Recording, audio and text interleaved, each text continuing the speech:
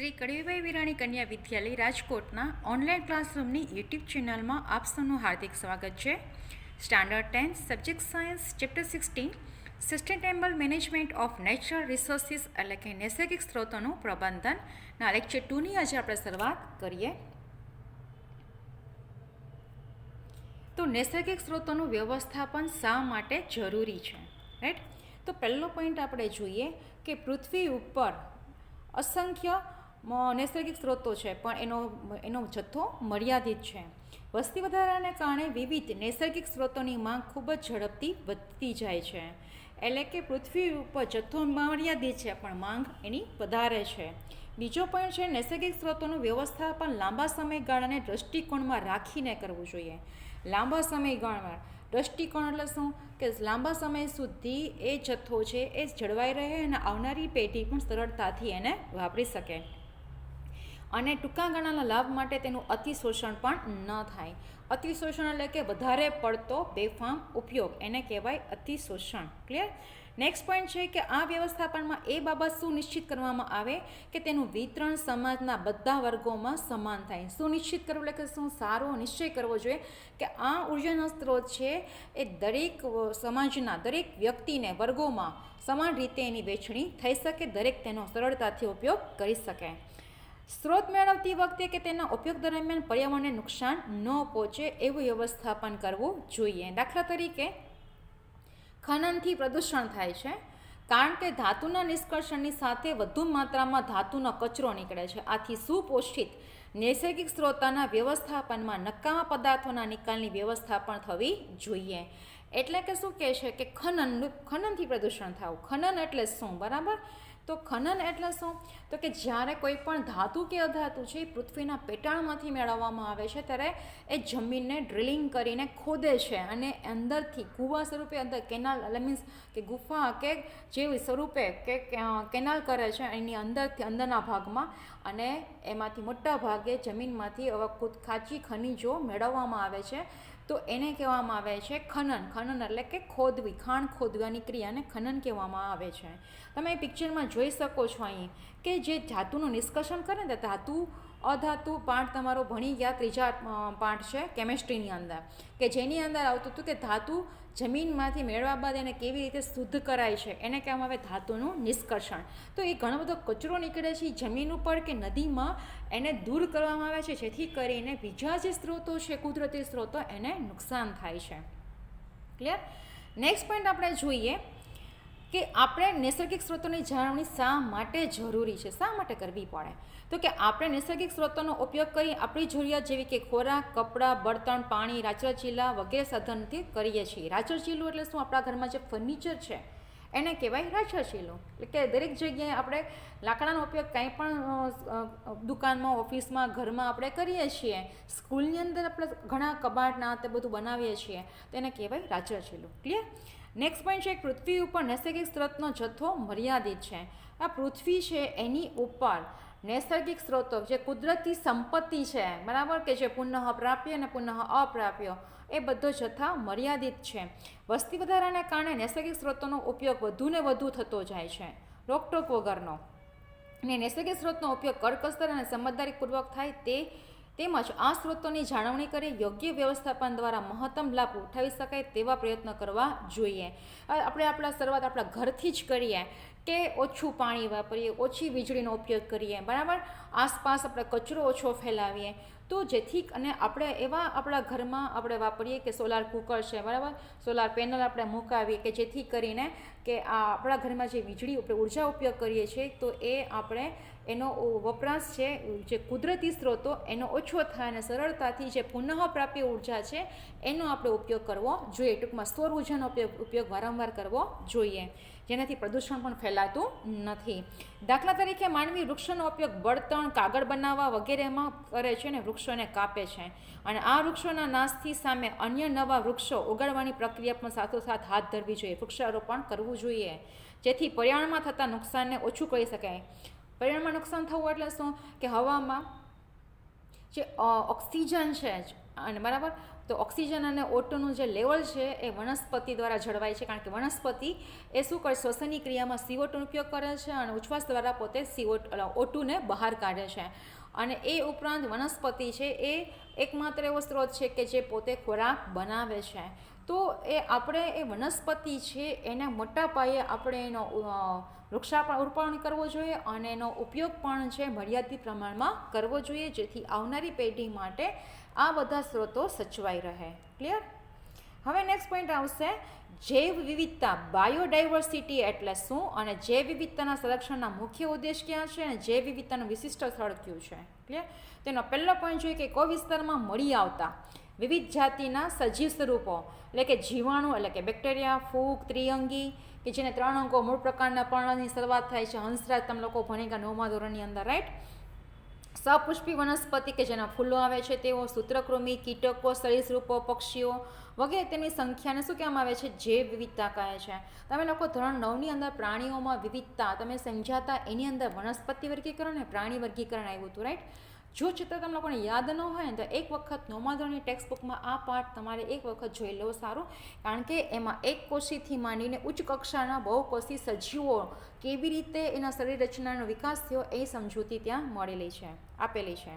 હવે જૈવ વિવિધતાના સંરક્ષણના મુખ્ય ઉદ્દેશ આપણે વારસામાં મળેલી જૈવ વિવિધતાની જાળવણી કરવાનો છે કે જેથી કરીને આવનારી પેઢીને આ બધા સ્ત્રોતો મળી રહે. જૈવ વિવિધતાનું વિશિષ્ટ સ્થળ કયું આવશે? જંગલ આવશે. આ એક્ઝામ માટે મોસ્ટ ટાઈમ પ્રશ્ન છે, 1 માર્ક, 2 માર્ક અને 3 માર્ક માટે. ઓકે, નેક્સ્ટ આપણે અહીંયા જે એનિમેશન મેં આપ્યું છે, આ એનિમેશન આપેલું છે એ વિવિધ શું છે? પ્રાણીઓ છે અને આ બધા વિવિધ વનસ્પતિઓ છે કે જેની અંદર આપણે હમણાં મેં જે વાત કરી કે નિમ્ન કક્ષાના એટલે કે સાવ વિકાસ પામતા પ્રાણી અને વનસ્પતિઓ છે એનું પિક્ચર અહીં આપેલું છે. હવે નેક્સ્ટ આવશે વન સંરક્ષણ માટે સંકળાયેલ કઈ વ્યક્તિ કે સંસ્થા તરફ ધ્યાન રાખવું જરૂરી છે તે જણાવો. બરાબર? તેના 4 પોઈન્ટ છે. અહીંયા 4 પોઈન્ટ ટૂંકમાં આપ્યા છે અને પછીનો પ્રશ્ન આપણે એને આ જ પ્રશ્નને ડિટેલ્સમાં જોઈએ. કેવી રીતે? તો કે પહેલું આવશે જંગલની અંદર તેમજ તેની નજીક રહેતા લોકો. તો તેઓ પોતાની અનેક જરૂરિયાતો જંગલ ઉપર આધારિત હોય છે. એના વિશે આપણે આગળ હમણાં જોઈશું નવા પ્રશ્નમાં. સરકારનો વન વિભાગ એટલે કે તેની પાસે જંગલનું નિયંત્રણ છે અને જંગલોમાંથી પ્રાપ્ત સ્ત્રોતોનું નિયંત્રણ કરે છે. ત્રીજું આવશે ઉદ્યોગપતિઓ.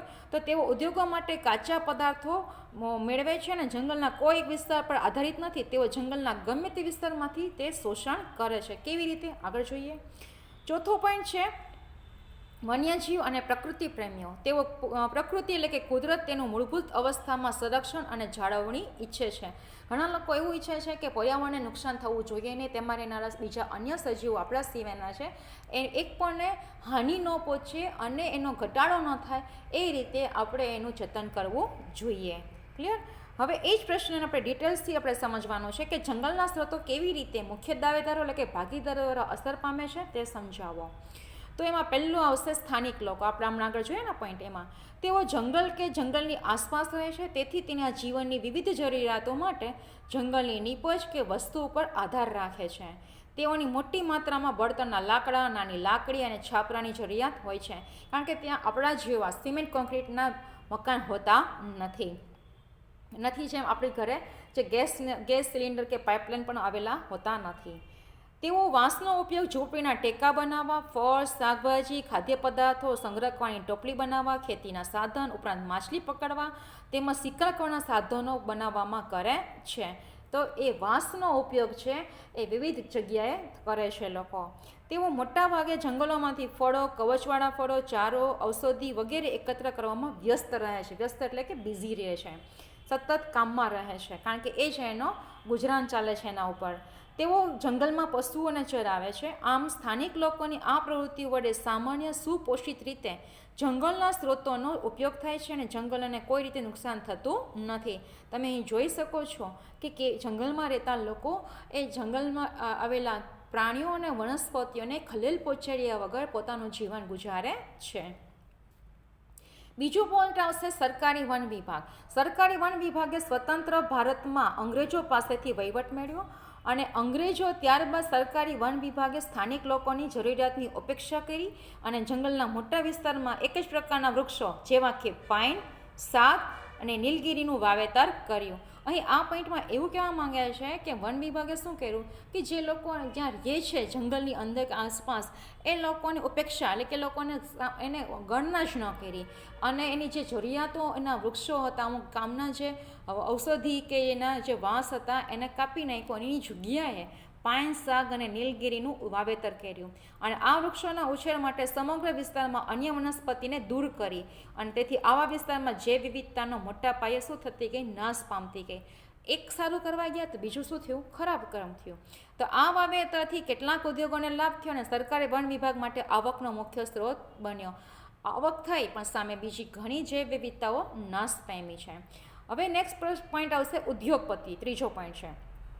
તો ઉદ્યોગપતિઓ જંગલને પોતાની ફેક્ટરી માટે કાચો માલનો સ્ત્રોત ગણે છે અને તેમની પ્રવૃત્તિથી જંગલની જૈવ વિવિધતાને ખૂબ જ સહન કરવું પડે છે. કારણ કે તમે અહીં જોઈ શકો છો કે આ વૃક્ષો છે, દેખાય છે વૃક્ષો, હવે એને કાપ્યા બાદ તમે જુઓ એને આવી રીતે એને શું કરે છે, ગોઠવે છે અને ત્યાંથી આ ઉદ્યોગપતિઓ પોતાના ટ્રક ભરી અને એ લાકડાને પોતાની ફેક્ટરી સુધી લઈ જાય છે. તેમની જાળવણી કે આસપાસના વિસ્તારમાં ઊભી થતી પર્યાવરણીય સમસ્યા સાથે કોઈ નિસ્બત નથી. નિસ્બત એટલે કોઈ લેવા દેવા જ નથી. એ આસપાસના પ્રાણીમાં જે સમસ્યા ઉત્પન્ન થાય કે કારણ કે ત્યાંના રહેતા જે પ્રાણીઓ છે એને પણ પોતાના ખાવાલાયક વનસ્પતિ છે, તૃણાહારી પ્રાણીઓ છે, એ વનસ્પતિનો ખોરાક તરીકે ઉપયોગ કરે છે. ઉપરાંત ત્યાંના રહેતા માણસો છે એને પણ શું થાય છે, એના ગુજરાન માટે, એના ખાવા માટે અમુક ફળો છે, ઔષધિઓ છે, એના માટે પણ મુશ્કેલી પડે છે. તેઓ ભવિષ્યની પેઢી માટે સુપોષિત વિકાસ કરવાના બદલે જંગલોમાંથી તેમની જરૂરિયાતના કાચા પાલનું અતિ શોષણ કરે છે.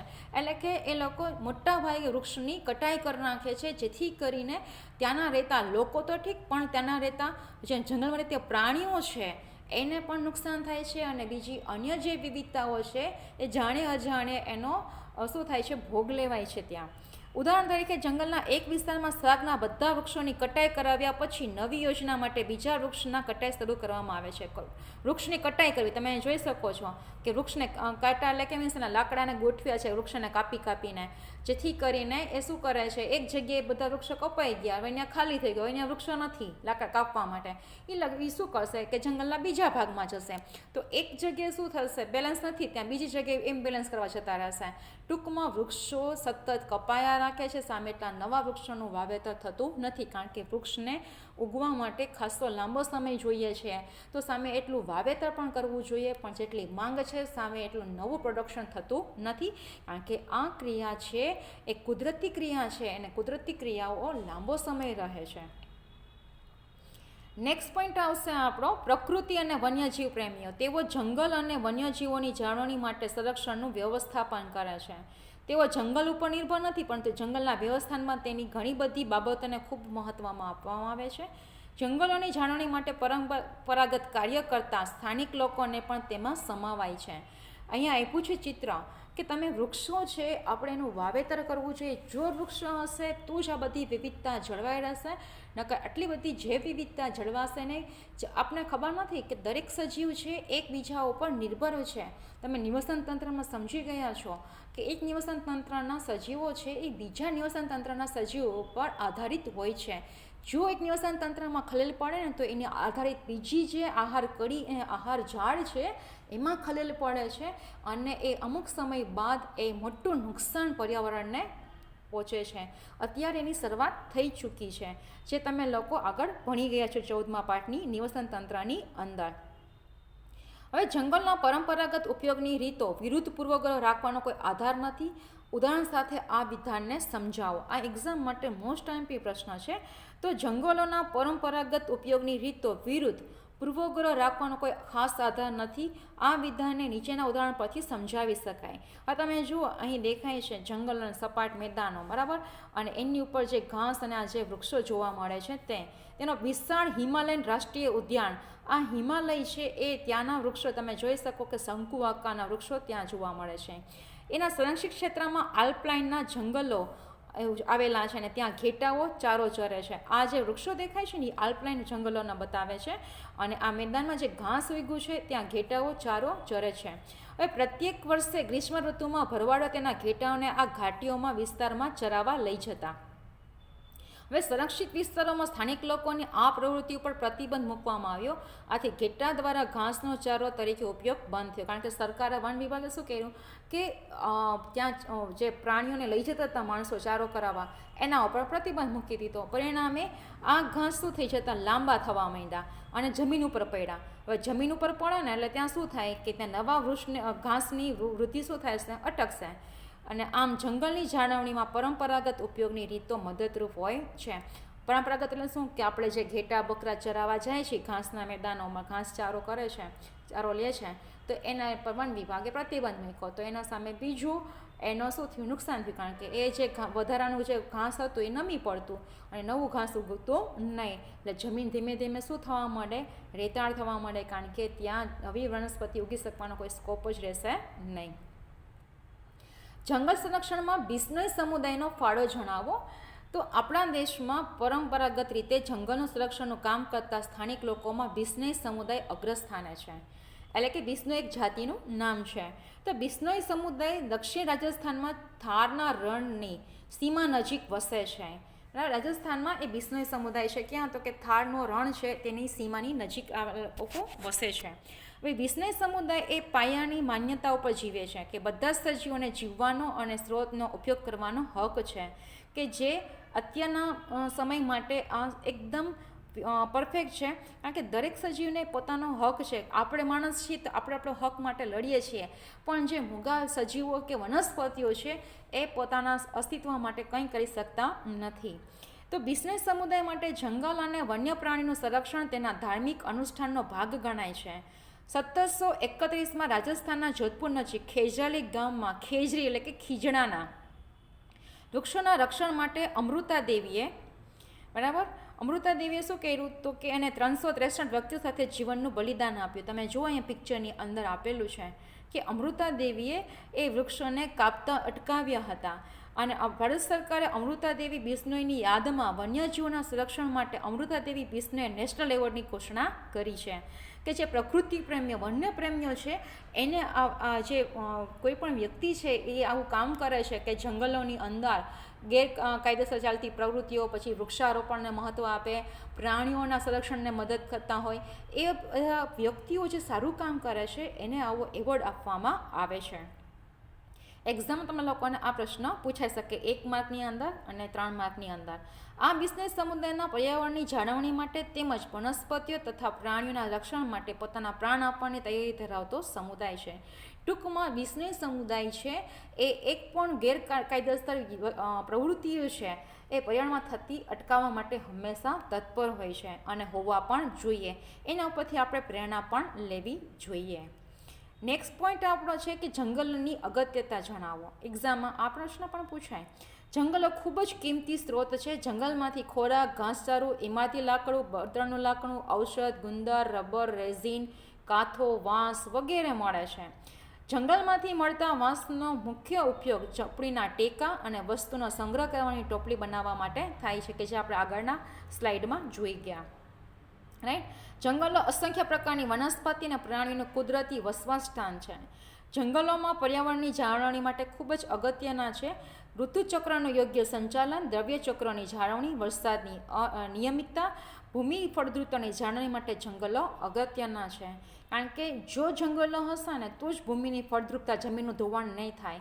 જમીનનું ધોવાણ નહીં થાય એટલે શું થશે? વનસ્પતિ અસ્તિત્વ ધરાવશે. વનસ્પતિ હશે તો વરસાદ નિયમિત થશે, અને વરસાદ નિયમિત થશે તો દ્રવ્ય ચક્ર, કે જે તમે લોકો 9મા ધોરણમાં ભણી ગયા, નાઇટ્રોજન ચક્ર, કાર્બન ચક્ર, ઓક્સિજન ચક્ર, બરાબર, એ બધા ચક્રો જળવાઈ રહેશે. અને એ પ્રમાણે ઋતુઓ છે એ પોતાની યોગ્ય રીતે પોતાના સમયગાળામાં પોતાનો પ્રભાવ પાડી શકે છે. જંગલો ભારે વરસાદ અને ખૂબ જ ઝડપી પવનોની ગતિ ઘટાડી તેના દ્વારા થતા ભૂમિના ધોવાણને નિયંત્રિત રાખે છે. આ તમે જોઈ શકો છો કે આ ઔષધિ છે, આ લાકડું છે, આ ગુંદ શું કહેવાય રબર માટેનું છે, આ વાંસ છે, એમાંથી બનાવતી ટોપલીઓ છે. આ બધી જંગલોની અગત્યતા સમજાવતો આ પ્રશ્ન છે. એક્ઝામ માટે આ મોસ્ટ આઈએમપી છે. ઓકે. પછી આગળ આપણે જોઈએ કે વન આચ્છાદન ઘટવાથી કઈ કઈ સમસ્યા ઊભી થાય છે, અથવા તો વન કટાઈની ગંભીર અસરો જણાવો. આ બોર્ડની એક્ઝામમાં ઘણી વખત આ પ્રશ્ન પૂછાઈ ગયેલો છે, રાઈટ. તેનો જોઈએ કે દુનિયામાં વન આવરણ ઝડપથી ઘટી રહ્યું છે અને વિકસિત દેશોમાં વન કટાઈનો દર ઘણો વધારે છે. વસ્તી વધારો, ઔદ્યોગિકરણ, શહેરીકરણને કારણે વન આચ્છાદન ઝડપથી ઘટી રહ્યું. વન આચ્છાદન એટલે શું? કે પૃથ્વી ઉપર એ ધીમે ધીમે વૃક્ષોની શું થાય છે? કટાઈ થાય છે. વૃક્ષો રહ્યા નથી. ઉષ્ણકટિબંધના વિસ્તારમાં વન કટાઈની ગંભીર અસરો છે, કારણ કે જ્યાં સૂર્યના કિરણો સીધા પડતા હશે ને એ જગ્યાએ જો વૃક્ષો નહીં હોય ને તો તાપ અસહ્ય હશે, વરસાદનું પ્રમાણ ઓછું થશે, ભૂમિનું ધોવાણ વધારે થશે અને ત્યાં વરસાદનું પ્રમાણ પણ ઘટે. તો તમે અહીં આકૃતિમાં જોઈ શકો છો. એનાથી કઈ કઈ સમસ્યા ઉત્પન્ન થાય? તો કે પહેલો પોઈન્ટ છે કે પ્રાદેશિક અને વૈશ્વિક આબોહવાકીય ફેરફારો પ્રેરે છે. એટલે કે શું થાય કે જ્યાં વરસાદ વધુ પડે ત્યાં પડે, ન પડે ત્યાં સાવે ન પડે. ઠંડીનું પણ એવું થાય, બરફનું પણ એવું થાય, બરાબર. દુષ્કાળે થાય અને અને અનાવૃષ્ટિ અને અતિવૃષ્ટિ બંને પણ જોવા મળે. વરસાદનું પ્રમાણ પણ શું થાય? ઘટે. વન આવરણ દૂર થવાથી ત્યાંનું ભૂમિનું ધોવાણ વધે, જમીનની ફળદ્રુપતા ઘટે. ક્લિયર? પછી આવશે નેક્સ્ટ કે વાતાવરણમાં CO2નું પ્રમાણ વધે અને વૈશ્વિક તાપમાનમાં વધારો થાય, બરાબર. અને પરિણામે ગ્રીન હાઉસ અસર સર્જાય છે. તમને લોકોને ખ્યાલ છે કે સૂર્યના કિરણો જે પૃથ્વી ઉપર પડે છે ને તે CO2 વાયુ શું કરે છે? કાર્બન ડાયોક્સાઇડ વાયુ એનું શોષણ કરે, જેથી પૃથ્વી ઉપર ગરમી જળવાઈ રહે. કારણ કે દરેક સજીવને પોતાનું અસ્તિત્વ ટકાવી રાખવા ગરમી જરૂરી છે, પરંતુ એ ગરમીનું પ્રમાણ એટલું બધું હદ કરતાં વધી ગયું છે કે જે વૈશ્વિક સમસ્યા થઈ ગઈ છે એને કારણે શું થાય છે કે જે ધ્રુવ પ્રદેશનો ઉત્તર ધ્રુવ અને દક્ષિણ ધ્રુવ એમાં ખાસ કરીને બરફ છે એ ધીમે ધીમે પીગળે છે અને જેથી કરીને શું થાય કે જમીનનું પ્રમાણ ઘટે છે અને પાણીની સપાટી વધતી જાય છે. એને કહેવામાં આવે છે ગ્રીન હાઉસ અસર. ક્લિયર? તો વન્યજીવોના આશ્રય દૂર થતાં આહાર કડીઓ તૂટે છે અને પરિણામે ઘણા સજીવો નાશપ્રાય અને લુપ્ત થાય છે, કે જે આપણે આગળ જોઈશું. નિવસન તંત્રની સમતુલા ખોરવાય અને રાસાયણિક દ્રવ્યના ચક્રોના સંચાલનમાં અનિયમિતતા ઉત્પન્ન થાય છે. રાસાયણિક ચક્રો એટલે તમે લોકોને મેં કહી દઉં, નાઇટ્રોજન ચક્ર, ફોસ્ફરસ ચક્ર, બરાબર, ઓક્સિજન ચક્ર, કાર્બન ડાયોક્સાઇડ ચક્ર, આ બધા રાસાયણિક ચક્રો છે એમાં અસમતુલા ખોરવાય છે. કારણ કે કોઈ પણ સજીવ છે, ખાસ કરીને પ્રાણીઓ છે અને વનસ્પતિઓ, એ બધા શું કરે કે જેટલું વાતાવરણમાંથી કુદરતમાંથી મેળવે છે એટલું ફરી પાછું કુદરતને પાછું આપે છે. નેક્સ્ટ પોઈન્ટ આવશે ટૂંકનોંધ લખો ચિપકો આંદોલન, બરાબર. તો ચિપકો આંદોલન વૃક્ષોને ભેટવાની ચળવળ તરીકે પણ ઓળખાય છે. આ આંદોલન 1970ના શરૂઆતના દશકામાં હિમાલયની ઊંચી પર્વતીય શૃંખલાના ગઢવાલના રૈની ગામના લોકો દ્વારા શરૂ કરવામાં આવ્યું.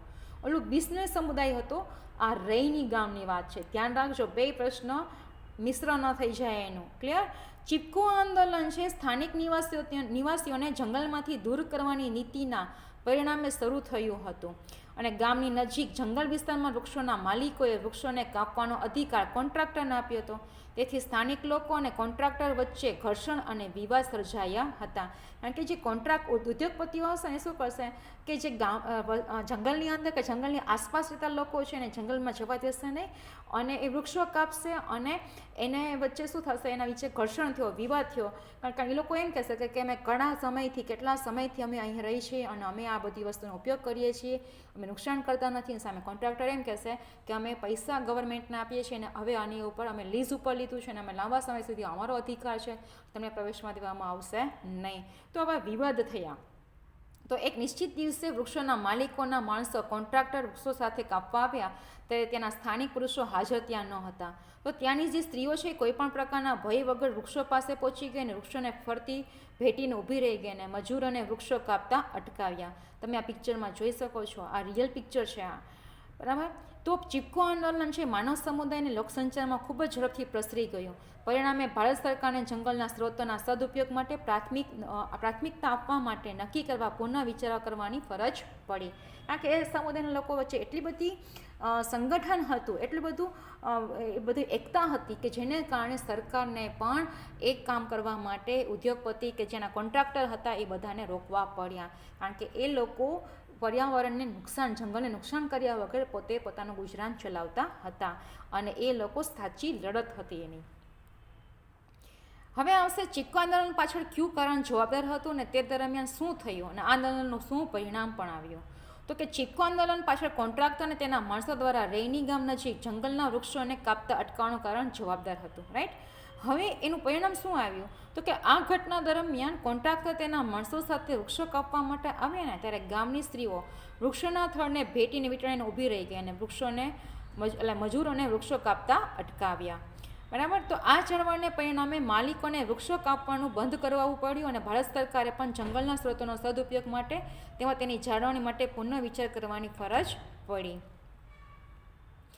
નેક્સ્ટ આવશે ઉદાહરણ વડે સમજાવો કે સ્થાનિક લોકોની ભાગીદારીથી જંગલનું વ્યવસ્થાપન કાર્યદક્ષતાથી અસરકારક રીતે થઈ શકે છે. ક્લિયર. તો સ્થાનિક લોકોની ભાગીદારીથી જંગલોનું વ્યવસ્થાપન અસરકારક થઈ શકે. સ્થાનિક લોકો એટલે કે જંગલમાં કે જંગલની આસપાસ રહેતા લોકો વડે 1972માં પશ્ચિમ બંગાળના વન વિભાગને સમજાયું કે રાજ્યના દક્ષિણ પશ્ચિમ જિલ્લાઓમાં નાશ થઈ રહેલા સાલ એટલે કે સોરિયા રોબસ્ટા એનું વૈજ્ઞાનિક નામ છે એ જંગલોની પુનઃસ્થાપનની યોજના નિષ્ફળ થઈ રહી છે. એટલે કે સાલ છે, સાલ જે લાકડું વખણાય છે એની વાત છે. આથી વન વિભાગ અધિકારી A.K. બેનર્જીએ ખૂબ ખરાબ પરિસ્થિતિ ધરાવતા મિદનાપુર જિલ્લાના અરાબારીના 1272 હેક્ટર વિસ્તારના સાલના જંગલની જાળવણી માટે સ્થાનિક ગામવાસીઓનો સમાવેશ કર્યો. એટલે રિપીટ કરીએ કે A.K. બેનર્જીએ એટલે કે જે પશ્ચિમ બંગાળ છે એના મિદનાપુર જિલ્લો એના આરાબારી ગામ છે તેના 1272 હેક્ટર વિસ્તારમાં સાલનું જંગલ છે. તો એના જે વૃક્ષો હતા ઝડપથી એનો ઉછેર થતો નહોતો. તેથી એ લોકોએ શું કર્યું, વન વિભાગના અધિકારીએ એ જે સ્થાનિક ગામવાસી હતા ને એનો ઉપયોગ કર્યો, એટલે કે એનો મદદ લીધી એણે. તો તેના બદલામાં ગામવાસીઓને આ વિસ્તારની દેખભાળની જવાબદારી માટે રોજગારી તેમજ ત્યાંના 25% નિપજનો ઉપયોગ કરવાનો અધિકાર પણ આપવામાં આવ્યો અને તેની ખૂબ જ ઓછી કિંમતે બળતણ માટેના લાકડા અને પશુઓને ચરાવવા માટેની સંપત્તિ પણ આપવામાં આવી. આમ સ્થાનિક લોકોની સક્રિય ભાગીદારીથી 1983 સુધી અરાબારી સાલના જંગલો છે સમૃદ્ધ થઈ ગયા. એટલે ટૂંકમાં શું કર્યું કે જે લોકો જે ગામમાં રહેતા હતા એના જંગલમાં રહેતા હતા એ લોકોને પોતાની રોજગારી પણ મળી, પશુઓનો ચારો પણ થઈ ગયો અને 25% નિપજ પણ વાપરવા મળી અને એના બળતણના લાકડા પણ મળ્યા. અને એ ઉપરાંત કે જે વન વિભાગના જે સાલનો જે વૃક્ષારોપણ કર્યું હતું એનો પણ ઝડપથી ઉછેર થયો. એટલે કે બંને બાજુ શું થયું, ફાયદો થયો, નુકસાન પણ કોઈને થયું નહીં અને પર્યાવરણ પણ સચવાઈ રહ્યું. હવે અહીંયા જે પ્રશ્ન આપણે આગળ સમજાતા અમૃતાદેવી વિષ્ણુ એવોર્ડની ઘોષણા, બરાબર, એ જ વસ્તુની આ વાત છે. પણ આ ફરીથી તમને લોકોને આ પ્રશ્ન એ મેં રિપીટ કર્યો છે તમને લોકોને સમજાવવા માટે. બાકી આપણે જે સમજાતા એ જ પ્રશ્નની આ વાત છે. ઓકે.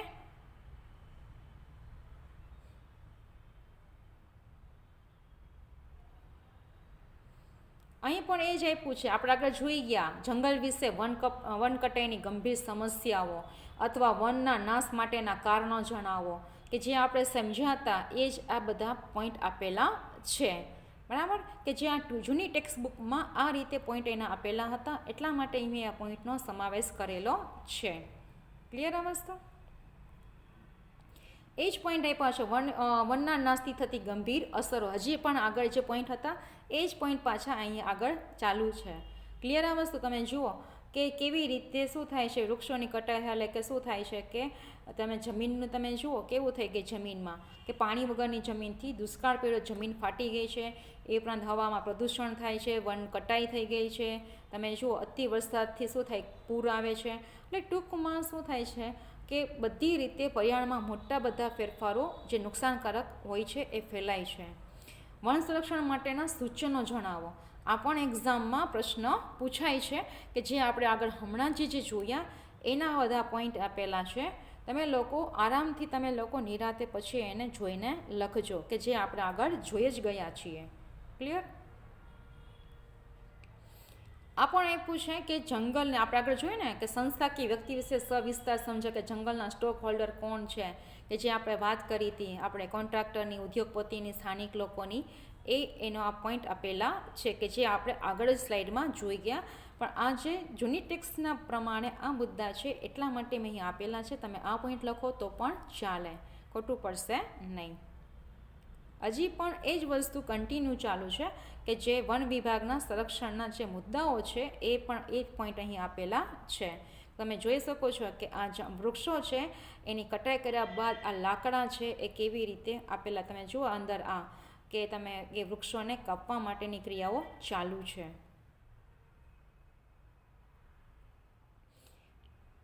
એ જ રીતે તમે જુઓ અહીં આપ્યું છે કે જંગલની વિવિધ પેદાશો, વિચારવું જોઈએ કે તેના ઉદ્યોગને કાચો માલ જરૂર છે, તેનો આધાર માત્ર કોણ છે, તો જંગલ છે. તો કાગળ બનાવવાનો ઉદ્યોગ, લાખ ઉદ્યોગ, રમતગમતના સાધન, ઇમારતી લાકડું ઉદ્યોગના મોટા ભાગે જંગલ ઉપર આધારિત છે. હવે એક આ પોઈન્ટ આવશે કે ટીમરૂનું પાન છે બીડી બનાવવા માટે વપરાય છે, તેનો સ્ત્રોત શું છે, જંગલ. ખાસ યાદ રાખજો, બરાબર, બીડી બનાવવા માટે, બરાબર, ક્યાં પાનનો ઉપયોગ થાય છે, તો કે ટીમરૂના પાનનો. એક્ઝામમાં મોસ્ટ એમપી છે, બોર્ડની એક્ઝામમાં આ પ્રશ્ન ઘણી બધી વખત પૂછાઈ ગયેલો છે. આગળ આપણે જોઈ ગયા ચિપકો આંદોલન, એની અગત્યતા, રાઈટ, તો એક્ઝામમાં પૂછાય તો આગળ આ પોઈન્ટ આપણે જોઈ ગયા છે, પણ ફરી પાછા તમને કહી દઉં, આ પોઈન્ટ તમે લખશો તો પણ ખોટું પડશે નહીં. તમે અહીં પિક્ચર જોઈ શકો છો બંને, કે કેવી રીતે એ લોકો શું કરે છે કે પોતે વૃક્ષોને બચાવવા માટે થઈને પોતાની આહુતિ, બલિદાન આપી દીધું પોતે. વન્યજીવો વિશે સવિસ્તાર માહિતી આપો. વન્યજીવની વ્યાખ્યા, રાષ્ટ્રીય ઉદ્યાન અભયારણ્ય એટલે શું, તેમાં પણ મેં વાત કરી હતી કે રાષ્ટ્રીય ઉદ્યાન એટલે શું અને અભયારણ્ય, રાષ્ટ્રીય ઉદ્યાનને નેશનલ પાર્ક કહેવાય અને અભયારણ્યને સેન્ચ્યુરી કહેવામાં આવે છે. એની આ વાત છે. અને નાશપ્રાય જાતિ તરીકે વનસ્પતિ અને જાતિઓના નામ આપો. તમે મેં લોકોને કીધું ને કે ઘણી વખત શું થાય કે જંગલોમાં એ લોકોને રહેઠાણ માટે, ખોરાક માટે અથવા તો એ પ્રાણીનો શિકાર થવાને કારણે ધીમે ધીમે એ વનસ્પતિ અને પ્રાણીઓ છે ધીમે ધીમે પૃથ્વી ઉપરથી ધીમે ધીમે નાશ થાય છે. તો એ નાશપ્રાય જાતિ કહેવામાં આવે છે. એના એ પોઈન્ટ અહીં આપેલા છે અને ક્યાં ક્યાં નાશપ્રાય થયેલા છે એ પ્રાણીના ઉદાહરણ અહીં પણ આપેલા છે.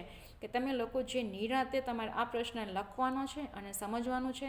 છતાં ન સમજ પડે તો તમે લોકો જ્યારે આપણે ઝૂમ લેક્ચરમાં આપણે મળીએ તો તમે લોકો મને પૂછી શકો છો. એ જ વસ્તુની વાત છે કે નાશપ્રાય જાતિ તરીકે સરીસૃપ પ્રાણીઓના નામ આપ્યા છે. હાલમાં આપણા દેશમાં કેટલા અભયારણ્ય, રાષ્ટ્રીય ઉદ્યાન આવેલા છે અને અભયારણ્ય અને રાષ્ટ્રીય ઉદ્યાન વચ્ચે શું તફાવત છે, બરાબર, તો તફાવત છે એ અહીં આપેલો છે આ પોઈન્ટની અંદર, બરાબર, કે અભયારણ્યમાં વન્યજીવને સંરક્ષણ અપાય છે પરંતુ આ વિસ્તારમાં માનવીને કેટલીક પ્રવૃત્તિ કરવાની છૂટ આપવામાં આવેલી છે અભયારણ્યની અંદર. જ્યારે રાષ્ટ્રીય ઉદ્યાનમાં વન્યજીવો માનવીની કોઈ પણ ખલેલ વિના જીવી શકે છે. ટૂંકમાં ત્યાં મનુષ્ય દાખલ થઈ શકતો નથી. ક્લિયર આ વસ્તુ?